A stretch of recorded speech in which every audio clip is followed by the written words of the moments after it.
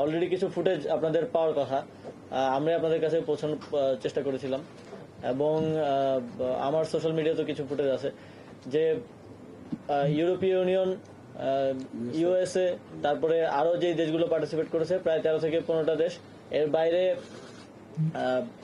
শ্রমিকদের প্রতিনিধি ছিল, মালিকদের প্রতিনিধি কথা বলেছে।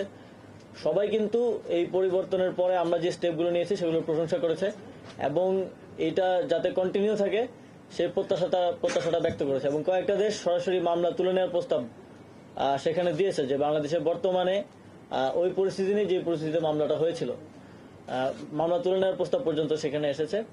এবং সেখানে স্পেসিফিকলি আমাদের শ্রম অধিকার কমিশন 18 দফা যে সমাধানে আমরা পৌঁছাতে পেরেছি, এবং এই বিষয়গুলোকে তারা খুবই প্রশংসা করেছে আন্তর্জাতিক সম্প্রদায়।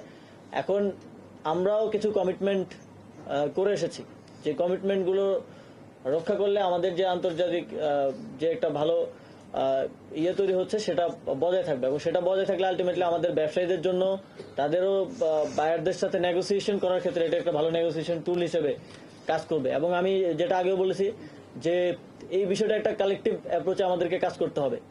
আগের মতো যে শুধু মালিকদের পক্ষ হয়ে শ্রমিকরা নামলে তাদেরকে মেরে খেদিয়ে দেওয়া বা উঠিয়ে দেওয়া সরকারের, এই রোলটা কিন্তু এখন নেই। আমরা খুব স্পেসিফিকলি যারা হচ্ছে ইনস্টিগেট করে প্রবলেম ক্রিয়েট করার চেষ্টা করে, গুজব ছড়ায়, তাদের বিরুদ্ধে হচ্ছে আমরা ব্যবস্থা নেই এ ধরনের। কিন্তু শ্রমিকদের ন্যায্য দাবিগুলোকে আমরা ন্যায্যতার সাথে অ্যাড্রেস করে আসছি প্রথম দিন থেকে। তো এভাবেই সামনের দিনগুলোতেও চলবে, এবং আমরা আশা করি যে গুড ইমেজটা তৈরি হয়েছে ইন্টারন্যাশনালি আমাদের, সেটা বজায় থাকবে এবং এর মধ্য দিয়ে ইন্ডাস্ট্রি উপকৃত হবে। এবং আগামী গত 10 বছরে ইন্ডাস্ট্রি কিন্তু 3 গুণ করেছে। ইন্ডাস্ট্রি 2014 সালে যতটুকু ছিল এর থেকে 3 গুণ বড় হয়েছে, $42 বিলিয়ন এক্সপোর্ট আমাদের। এটা আগামী 10 বছরে আমরা আরো 3 গুণ প্রোগ্রেস দেখতে চাই, এবং সেটার 22% গ্রোথ হয়েছে। সেটার ভিত্তিটা আমরা স্থাপন করে দিয়ে যেতে চাই। একটা ভালো একটা লেবার ফ্রেন্ডলি কান্ট্রি হিসেবে আমরা পৃথিবীর কাছে নিজেদেরকে তুলে ধরতে চাই, এবং তার ভিত্তিতে যাতে আমাদের মালিকরাও বায়ারদের সাথে ভালো নেগোসিয়েশন করতে পারে সেটাও আমরা নিশ্চিত করতে চাই।